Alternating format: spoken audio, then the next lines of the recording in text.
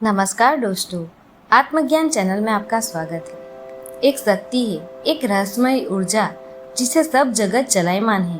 वैज्ञानिक अभी तक इसे कोई नाम नहीं दे पाए हैं।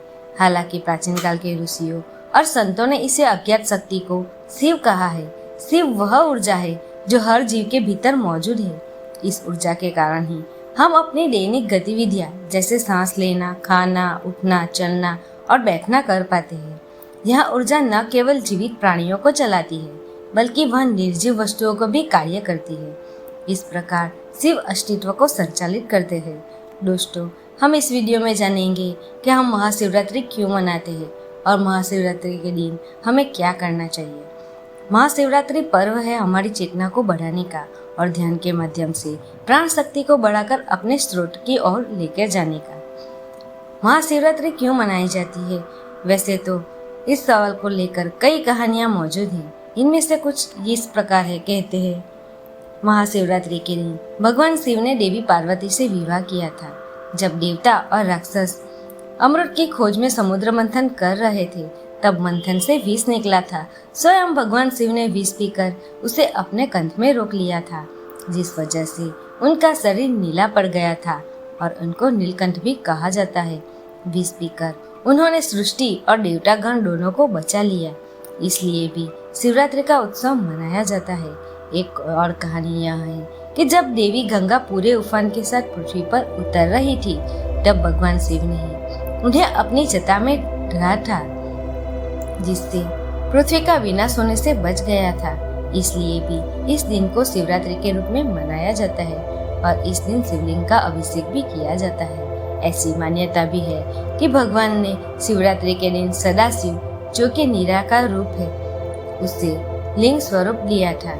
इसलिए भक्त रात भर जागकर भगवान शिव की आराधना करते हैं। महाशिवरात्रि वह दिन है जब हम भगवान शिव की आराधना करते हैं। महाशिवरात्रि के दिन अधिकतर लोग ध्यान, पूजा और शिव भजन गाकर उत्सव मनाते हैं। इनमें से कुछ में आप भी भाग ले सकते हैं, जैसे कि उपवास से शरीर के हानिकारक पदार्थ बाहर निकल जाते हैं और शरीर की शुद्धि होती है, जिससे मन को शांति मिलती है। जब मन शांत होता है, तब वह आसानी से ध्यान में चला जाता है। इसलिए महाशिवरात्रि पर उपवास करने से मन तथा चित्त को विश्राम मिलता है। ऐसी सलाह दी जाती है कि इस दिन फल अथवा ऐसा भोजन ग्रहण करें जो सुपाच्य हो। महाशिवरात्रि उपवास के बारे में और अधिक जाने।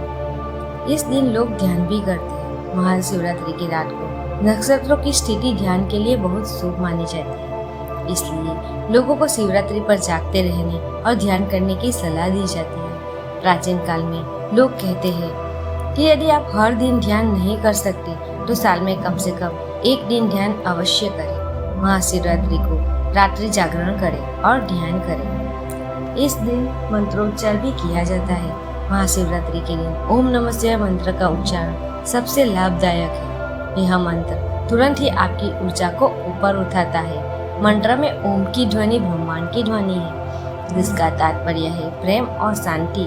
नमः शिवाय में 5 अक्षर नमः शिवाय 5 तत्वों की ओर इशारा करते हैं। वह 5 तत्व है पृथ्वी, जल, अग्नि, वायु और आकाश।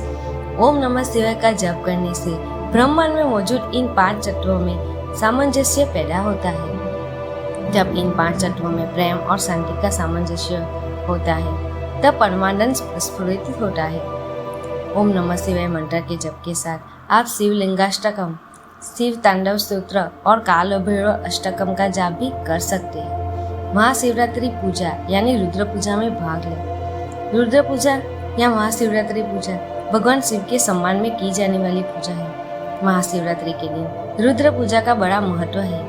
इस पूजा में विशेष अनुष्ठानों के साथ वैदिक मंत्रों का उच्चारण भी शामिल है। रुद्र पूजा से वातावरण में सकारात्मकता और पवित्रता का उदय होता है। यह नकारात्मक विचारों और भावनाओं को परिवर्तित कर देता है। पूजा में बैठने से और मंत्रों को सुनने से मन सहज ही गहन ध्यान में उतर जाता है। इस दिन शिवलिंग की उपासना की जाती है। शिवलिंग निराकार शिव का ही प्रतीक है। शिवलिंग पूजा में बेलपत्र अर्पण किया जाता है। शिवलिंग को बेलपत्र अर्पण करना अर्थात 3 गुण शिव तत्व को समर्पित कर देना, तमस यानी वह गुण जिससे जड़ता उत्पन्न होती है। रजस यानी वह गुण जो गतिविधियों का कारक है। सत्व यानी वह गुण जो सकारात्मकता, रचनात्मकता और जीवन शांति लाता है। यह तीनों गुण आपके मन और कार्य को प्रभावित करते हैं। इन तीनों गुणों की दिव्यता को समर्पण करने से शांति और स्वतंत्रता प्राप्त होती है। दोस्तों, अगर आपको मेरा वीडियो पसंद आए तो मेरे चैनल को सब्सक्राइब कीजिए, वीडियो को लाइक और शेयर कीजिए। धन्यवाद।